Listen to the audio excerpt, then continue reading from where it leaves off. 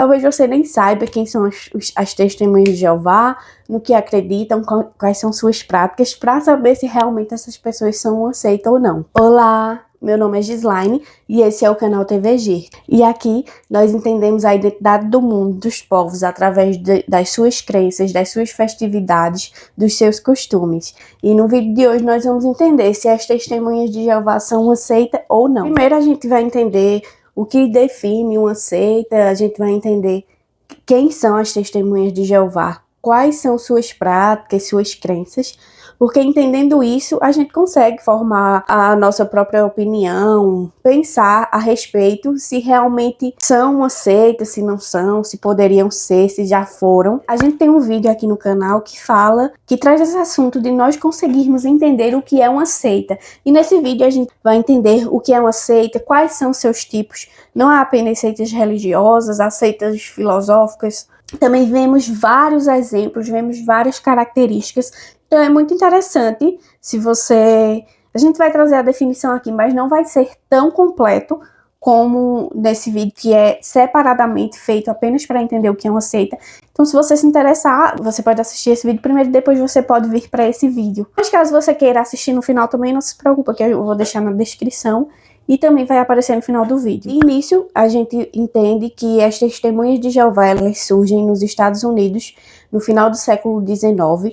Eles são um movimento caracterizado por uma teocrática rígida, ou seja, o líder realmente deles é Deus. Vocês vão entender mais à frente quando nós formos vermos suas características. E eles são um movimento, eles têm uma identidade separada do cristianismo, do catolicismo e do protestantismo, que fazem parte do cristianismo que as pessoas estão mais acostumadas.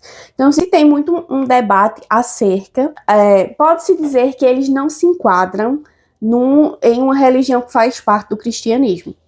O cristianismo, ele tem o catolicismo apostólico romano, o catolicismo apostólico ortodoxo ou o cristianismo apostólico ortodoxo. Tem as religiões que são do protestantismo, que são, por exemplo, as igrejas batista, igreja adventista, várias dessas denominações que tem aqui no Brasil e outras denominações também que não são tão comuns aqui no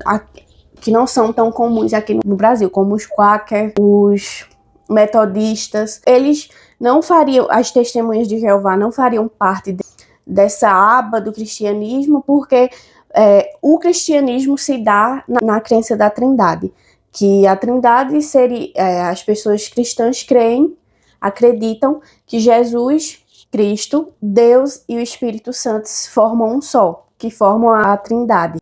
As testemunhas de Jeová, eles não acreditam nessa Trindade como uma só, eles não acreditam na Trindade, eles acreditam nestes três, mas como três separados, como se eles não fizessem parte do cristianismo.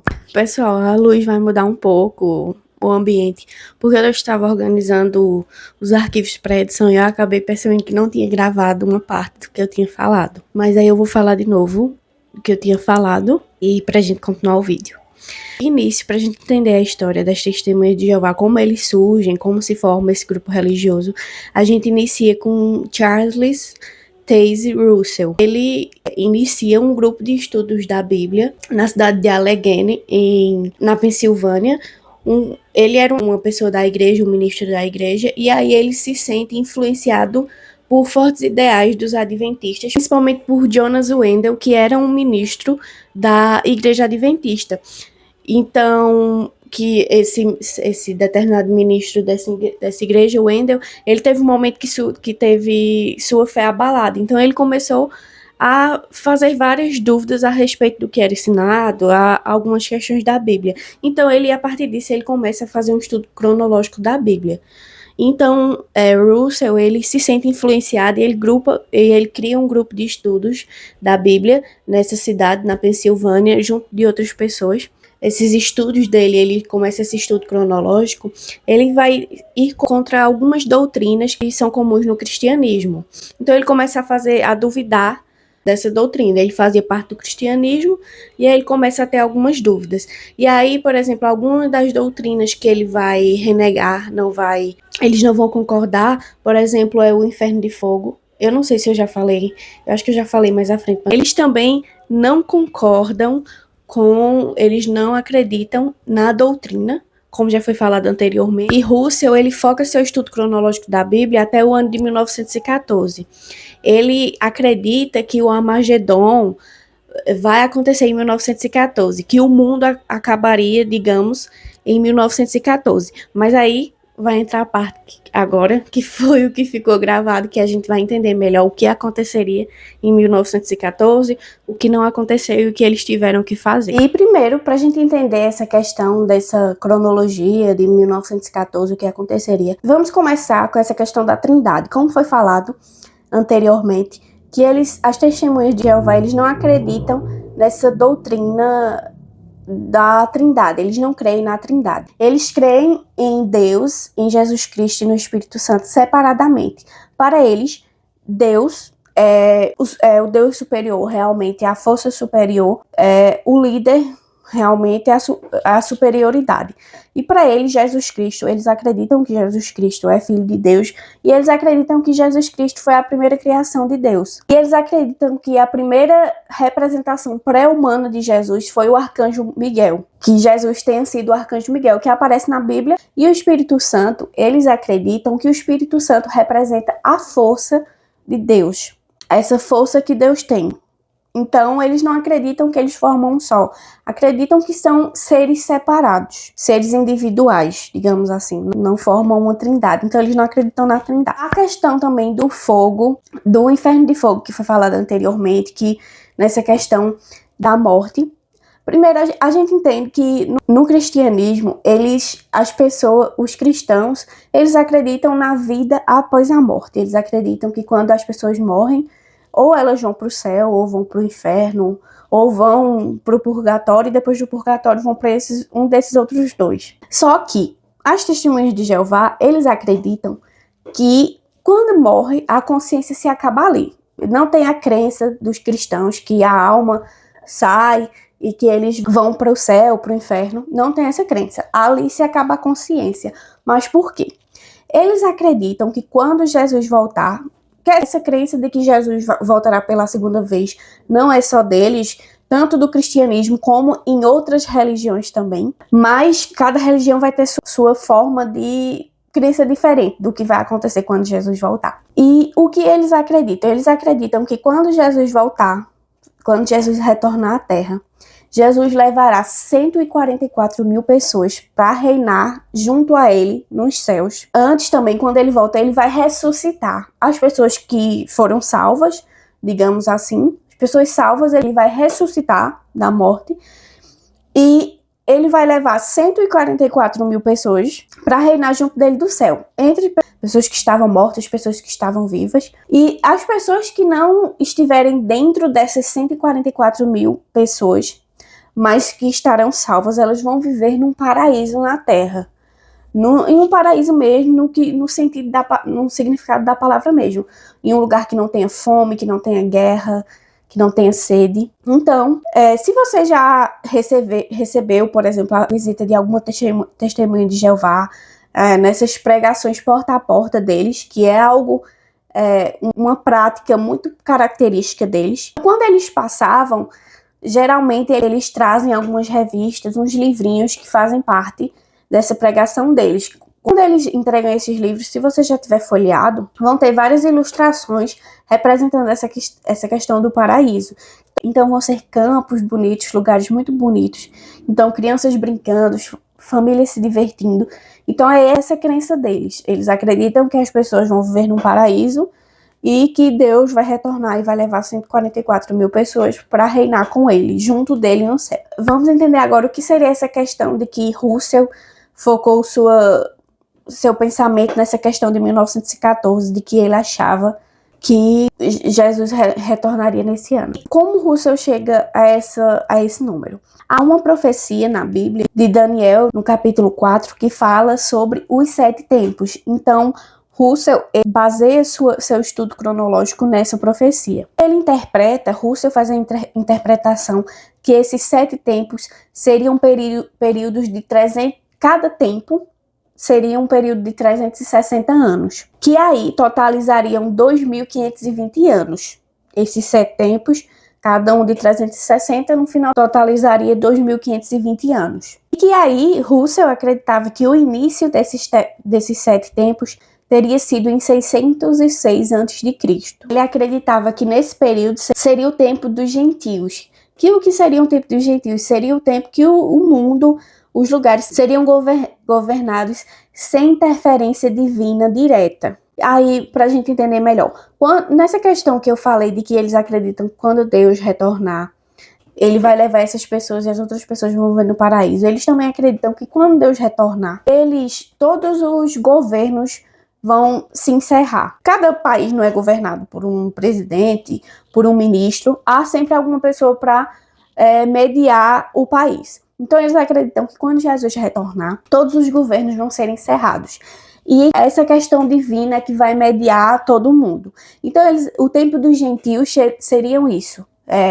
Digamos que nós vivemos o tempo dos gentios, onde o mundo é governado sem a direção divina direta. Claro que há países que são... O Brasil, por exemplo, é um país laico que não tem ou não deve ter a influência religiosa, mas a gente sabe que sempre tem alguma influência, mas que não tem ou não deve ter a influência religiosa, embora outros países que sejam religiosos, por exemplo, tenham uma religião para si, como países muçulmanos ou como Israel, que é um país judeu, mas ali é uma governança, tem a questão religiosa, mas é indireta. Então, para eles, quando Jesus retornar, todos os governos vão acabar. Então, será o fim dos tempos dos gentios. Ele data esse ano de 606 a.C., que foi quando Jerusalém foi destruído pela Babilônia. O Jerusalém não foi destruído pela Babilônia nesse ano. Provavelmente foi em 587 ou 586 a.C. Mas Russell, ele sempre insistia nesse número, porque ele precisava que fosse esse número para que se fechasse esses 2.520 anos. Mas é uma data errada, porque não aconteceu em 606. E fazendo essa soma, quando se chegasse ao fim esses 2.520 anos, se chegaria ao fim em 1914. Então, por isso que ele tinha a crença de que ele e as pessoas que o acompanhavam para fazer esses estudos tinham a crença que acabaria aí. Ele também esperava que ele e também os seus seguidores, que eram chamados de santos, fossem levados para o céu também. E é aquela questão que Jesus levaria. E aí ele acreditava que eles seriam levados antes de que chegasse esse período de 1914, ou durante esse clímax, onde estivesse acontecendo toda essa questão. Mas quando chega 1914, se inicia a Primeira Guerra Mundial. Então ele viu esse conflito como se fosse uma confirmação do Armagedon. O Armagedon seria, digamos, o local físico onde aconteceria a batalha final entre Deus e as forças do mal, as forças ruins, que é tratado no Apocalipse, no capítulo de Apocalipse. Ele tem essa questão da Segunda Guerra Mundial como uma confirmação, que dali o Armagedon havia se iniciado. Mas, entanto, não aconteceu o estabelecimento do reino, não aconteceu o que ele pensava que aconteceria, todas aquelas crenças. Então, Russell, ele morre em 1916. Então, quando ele morre, a organização tem que reinterpretar essa contagem que ele fez, toda essa previsão que ele fez, já que não aconteceu. E Russell, ele escreveu um livro falando sobre essas previsões, do que aconteceria, que se chama The Time is at Hand, que em português ficaria O Tempo Está Próximo. E aí, as pessoas que fazem parte da organização, quando ele morre, elas têm que reinterpretar. Então, nessas próximas edições que viriam desse livro, vão ter essas alterações que eles vão fazer. Então, por exemplo, no livro dele, que tinha o reino de Deus será estabelecido, eles mudaram para, por exemplo, o reino de Deus está sendo estabelecido, porque eles tinham que dar alguma explicação, digamos assim, porque isso não aconteceu. Então eles fizeram essa reinterpretação. Quando Russell morre, quem assume esse lugar de presidência, esse lugar de liderança nessa organização, é o Joseph Franklin Rutherford. Quando Russell morre, há muitas disputas internas, muitos desses embates, eles dão por resultado muitas dissidências muitas pessoas se separam do grupo e criam outros grupos. Então, quando Rutherford ele assume, ele vai ser o responsável por caracterizar as testemunhas de Jeová como elas são hoje, da forma moderna que nós conhecemos. Então, ele que dá esse nome de as testemunhas de Jeová, para que eles não se confundam a outros grupos denominados estudantes da Bíblia. E também ele é o responsável para tornar essa pregação de porta a porta que a gente falou anteriormente, provavelmente você já recebeu a visita deles na sua casa em algum momento da sua vida. Então ele que torna essa pregação obrigatória para as testemunhas de Jeová, para que eles façam, que repassem isso. Ele é presidente até o ano de 1942. Nesse ano, quando ele morre, ele é sucedido por Nathan Knorr. E aí, Nathan, ele foca na expansão educacional da igreja. Ele cria a escola de Gileade e ele também foca na tradução da Bíblia própria do grupo, na criação de uma tradução para que o grupo usasse para si. Então ele foca nessa tradução que aí seria chamada de a tradução do Novo Mundo. Quando ele morre em 1977, ele é sucedido por Frederick Franz. Então ele também vai ser responsável por gerar essa previsão de que o fim chegaria em 1975. Também Frederick vai chegar nessa contagem. E aí quando chega também em 1975, não acontece esse esperado Armagedon, como não aconteceu em 1914. E aí se cria outro desapontamento e se muitos membros saem desse movimento. Então se tem uma queda, digamos, de fiéis. As testemunhas de Jeová, eles também são um grupo milenarista, além de restauracionista, essa questão de que eles acreditam dessa restauração, que Jesus virá e vai ter toda essa mudança. E aí, essa questão de milenarista, eles acreditam, não só eles, outras religiões também, que a igreja real, a igreja de Deus, foi corrompida, e aí que terá um tempo novo, de que ela será restaurada no seu estado primitivo. Que aí é essa questão de que eles acreditam quando Jesus voltar, e as religiões vão ser encerradas, todas essas outras religiões. Aqui nessa parte vamos ver algumas crenças, algumas práticas das testemunhas de Jeová. A gente já falou que eles rejeitam a Trindade, eles não têm a crença na Trindade. A gente já falou na questão da escatologia, nessa crença do fim do mundo, que eles acreditam que desde o ano de 1914, Jesus já começou a reinar invisivelmente no céu. E aí o final vai ser o Armagedon, quando ele vier, e que todas essas religiões falsas vão ser encerradas. Todas essas religiões tidas como falsas para eles vão ser encerradas, e aí os governos humanos também vão ser encerrados. E então esse período que começou em 1914 até agora, eles denominam de os últimos dias. Então eles creem que estão vivendo nesses últimos dias. Eles acreditam que o corpo governante, que é um pequeno grupo de homens de Warwick, em Nova York, seja o único canal de comunicação com Deus na Terra hoje, atualmente. Para eles, seguir as instruções desse grupo é essencial para conseguir a salvação. Então, muitos críticos desse grupo religioso e também ex-membros, pessoas que fizeram parte desse movimento, não fazem mais, criticam que essa crença, essa prática, anula o pensamento individual das pessoas, a consciência individual e o pensamento crítico, porque quando lhes é imposto que eles têm que acatar tudo que esse grupo fala e acreditar em tudo que esse grupo fala, os críticos falam que eles não podem pensar mais por si mesmos ou não ter um pensamento crítico acerca de coisas que eles falem. Algo também que se fala muito é a questão de que eles não recebem sangue, porque para eles o sangue é algo sagrado. Então receber sangue de outra pessoa é como se você você se tornaria, digamos, impuro. O sangue é algo sagrado para cada um, então eles não recebem. Há também a questão da neutralidade. Eles não votam, não saudam a bandeira, não saudam hino, não cantam hino, eles não prestam serviço militar.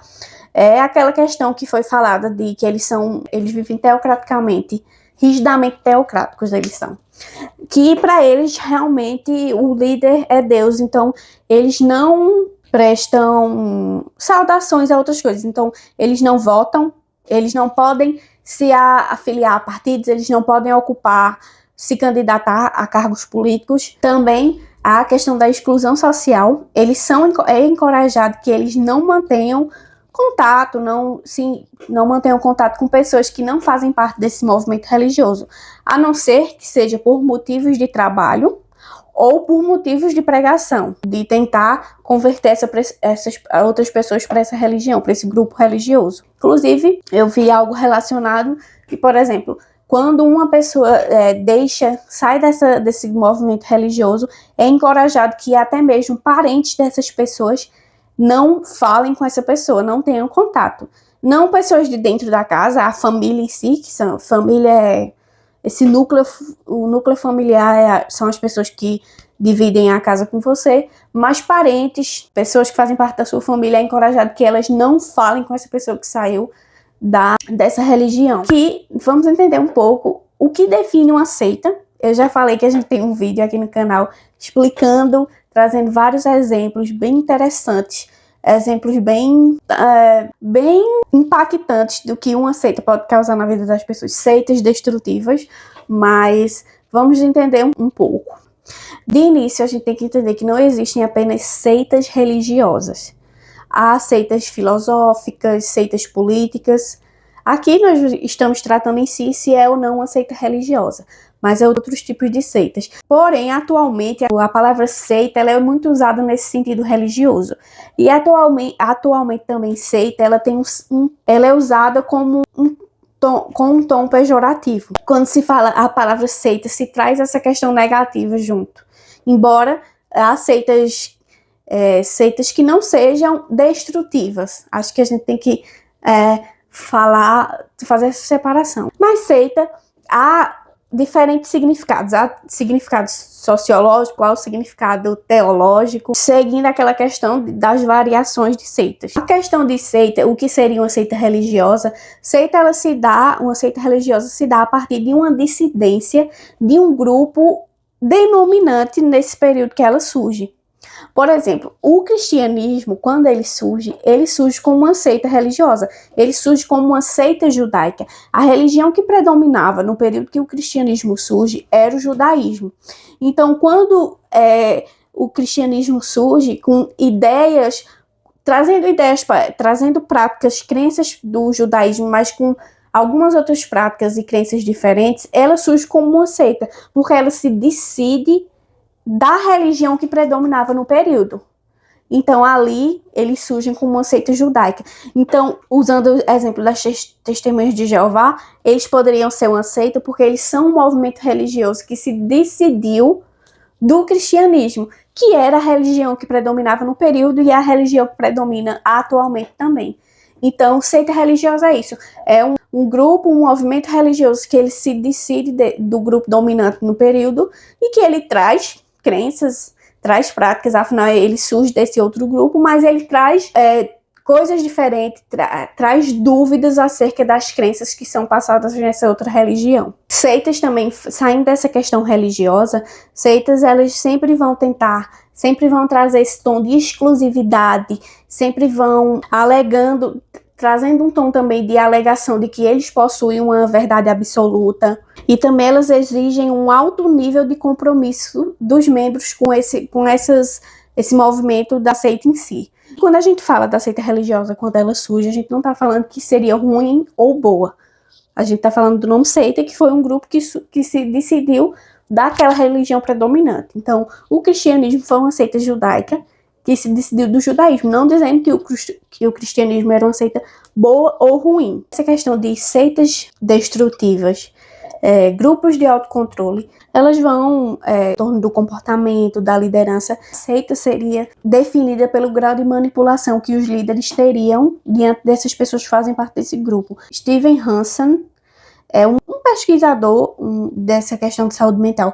Ele criou o modelo BITE para se conseguir definir se essa seita seria uma seita destrutiva ou não. Que o B vem de behavior, de comportamento, o I de information, de informação, o T de thought, de pensamento, e o E de emotion, emoção. Essas 4 características seriam o que os líderes usariam para manipular esses seguidores desse movimento, do movimento em questão, não apenas religioso. Que aí seria ditar um comportamento específico, usar da emoção também para manipular.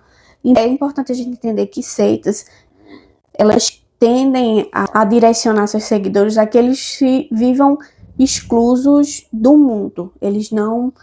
É como se eles, digamos, tentam passar a ideia para eles como se eles fossem escolhidos, digamos assim, que eles não devem se misturar com essas outras pessoas que não fazem parte desse grupo. Então, eles vão ter várias coisas para tentar manipular essas pessoas. Importante também a gente entender um pouco como uma seita religiosa se diferencia de uma religião. Então, a gente pode ver de alguns pontos. Do ponto sociológico, a seita, a diferença se vê na questão da atenção.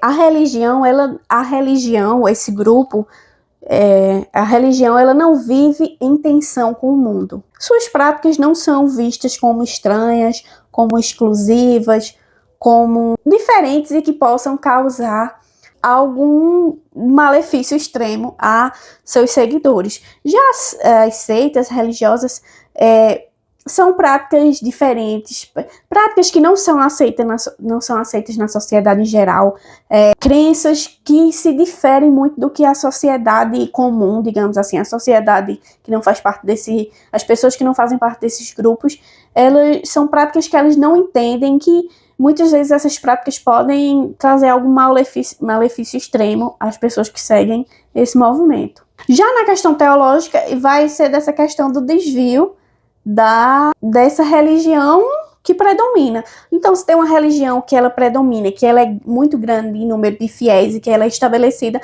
quando se decide algum grupo dela e se torna outra, ela se torna uma seita naturalmente, porque ela está em contra as práticas desse grupo dominante nesse período em questão. Já na questão de autocontrole, nessa questão de dominação e de controle, as religiões, elas têm os seus fiéis, os seus seguidores, eles são mais livres, tanto para entrar quanto para sair. Já a questão de seitas religiosas, eles não são tão livres, não é aceito. Quando eles decidem sair, eles não se tem uma aceitação tão natural, não se aceita bem como se aceitaria numa religião. Não que não se sofra algum preconceito ou não, mas é diferente de uma religião, é muito mais tenso. As pessoas que fazem parte desses grupos, desses movimentos mais exclusos, eles tendem a sofrer mais quando decidem sair. Mas também há a questão de que há muitas seitas que, com o passar do tempo, elas vão, digamos, deixando práticas mais leves, dando mais uma abertura para que ela consiga se enquadrar na sociedade, que não se tenha um estranhamento tão grande, e aí elas acabam se tornando religiões estabelecidas, porque elas começam a ser aceitas em geral. Também quando vai se criando um grupo muito grande. Aqui a gente vai partir para uma parte de por que as testemunhas de Jeová seriam uma seita. Depois a gente vai para uma parte também trazendo esse ponto do não, do porquê não seriam. Mas vamos iniciar aqui do porquê seriam.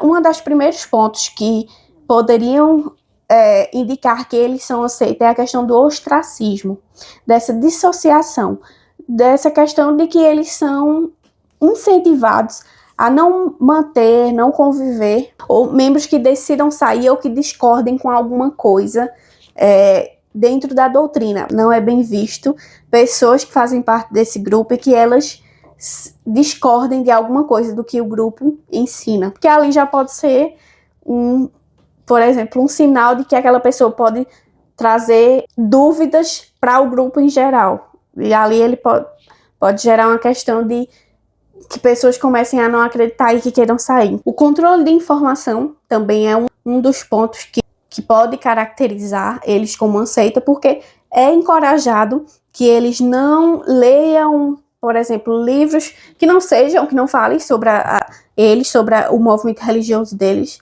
livros que tragam um pensamento crítico, uma literatura crítica. Não é encorajado, e que também não é encorajado que eles entrem em sites que possam trazer algum pensamento diferente do que é trazido para eles nesse dia a dia, fazendo parte desse movimento religioso. Tanto é que a faculdade, o ensino superior, é desestimulado porque eles veem que esse ambiente da universidade pode ser um ambiente que corrói a fé e promove o pensamento independente. Então, eles ali veem um perigo de que a fé seja abalada, então não se incentiva. Claro que não vai ser todas as pessoas, não vai ser sempre, porque eu tenho alguns amigos, alguns conhecidos que eles são testemunhas de Jeová, e eles muitas dessas pessoas fazem faculdade, fazem cursos, mas se tem esse desencorajamento. A infabilidade também prática, que seria o quê?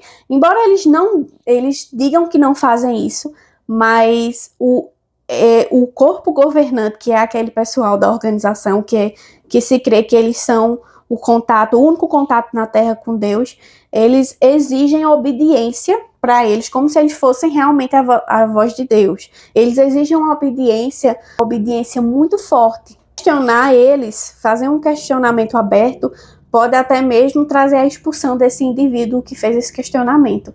Então, se traz isso, de não ter uma liberdade, de como se a opinião deles, o que eles falam, fosse a verdade absoluta. Então, isso também pode ser uma característica de uma seita. As mudanças cronológicas também nas datas de 1914, outras datas também 1925, 1975, também, junto com essa constante reinterpretação, porque se vem em 1914 não acontece, vem em 1975 não acontece, eles têm que trazer outra interpretação, tratam isso como uma forma de manipulação mental, de tipo, não aconteceu, então eles têm que fazer outra coisa para que não aconteça, por exemplo, aquele que aconteceu em 1975, que muitos seguidores ficaram desapontados por não acontecer aquela previsão que foi criada, mesmo que não tenha sido estabelecida oficialmente, mas foi criada uma possibilidade.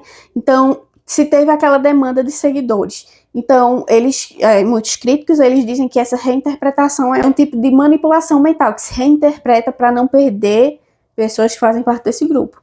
E muitas características que a gente falou aqui são características que fazem parte de grupos que são denominados como seitas. Como há outras características que também podem não denominar, como a gente vai ver agora. Que é a questão, por exemplo, de religião estabelecida. As Testemunhas de Jeová, eles têm mais de 100 anos de história. Não é um grupo pequeno também.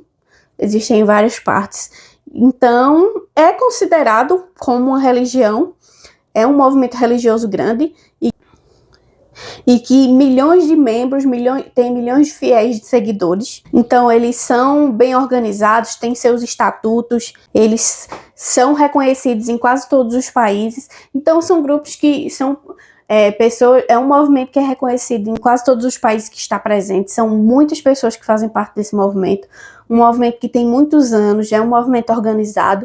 Então, ele pode ser considerado uma religião também por alguns críticos e por algumas pessoas, como é considerado uma religião pelos fiéis que fazem parte desse movimento. A questão de ética e moralidade também, muitas pessoas os elogiam por eles serem cidadãos cumpridores da lei. Eles, por conviverem muito bem em sociedade, cumprirem as regras, cumprirem as leis, claro, eles só não vão cumprir questões que vão em conflito com a Bíblia. Se fala muito que eles são pessoas que vivem muito bem com as outras, cumprem as regras. Então tem essa questão da ética e da moralidade. Há a questão da transparência nas crenças. Há muitas seitas, principalmente seitas secretas, acho que também principalmente seitas destrutivas, seitas que são perigosas para os seus seguidores. Elas tendem a não mostrar suas crenças, suas práticas, seus cultos, suas reuniões são fechadas, não é qualquer pessoa que pode assistir. Então há uma negativa, não se tenta tanto expandir. Já eles falam sobre suas crenças abertamente, publicam sobre isso, convidam as pessoas para que participem de seus cultos. Inclusive, acho que essa questão dessa pregação porta a porta, sempre que eles fazem essa pregação, que eles tentam eles convidam essas pessoas para participarem desses cultos, para verem como é, nessa questão de tentar converter também as pessoas. Então, essas são características que não os enquadram dentro das características de uma seita. Creio que não tem como se dizer as testemunhas de Jeová são uma seita ou não são. Muitos críticos vão dizer que eles são uma seita destrutiva, outras pessoas, outros pesquisadores críticos vão dizer que não são, seus fiéis, seus seguidores vão dizer que não são, já outras pessoas que podem achar que são, mas não tem como se chegar aqui e dizer que são uma seita destrutiva, porque há muitas questões envoltas. Então eles têm algumas características de seita, tem outras características que não se enquadram tão bem assim, então há muitas dúvidas acerca e também vão ter muitas opiniões. Muitos críticos vão dizer que são, outros críticos vão dizer que não, mas acho que esse vídeo serviu para a gente entender, além de entender também sobre as questões de seita, a gente conseguir formar nossa opinião acerca desse movimento religioso, o que a gente acha desse movimento religioso, ter nossa própria opinião, nosso próprio pensamento. Acho que é interessante por isso. Daí você também consegue chegar a uma conclusão, se você acha que eles são uma seita destrutiva, se são um movimento religioso. Inclusive, você pode deixar sua contribuição aqui. Você pode deixar sua opinião. Se você conhece alguma pessoa que faz parte desse movimento, se você já fez parte desse movimento, ou se você faz, você pode deixar sua opinião para as outras pessoas entenderem acerca. Eu espero que você tenha gostado desse vídeo. Peço que você deixe seu like, se você tiver gostado, deixe o seu gostei e deixe o seu comentário, como já foi falado anteriormente, do que você achou. Se você gosta de entender a identidade dos povos através das suas crenças, dos seus costumes, das suas festividades, não se esqueça de se inscrever para não perder os próximos vídeos. Obrigada por ter ficado até aqui. Beijos e tchau, tchau.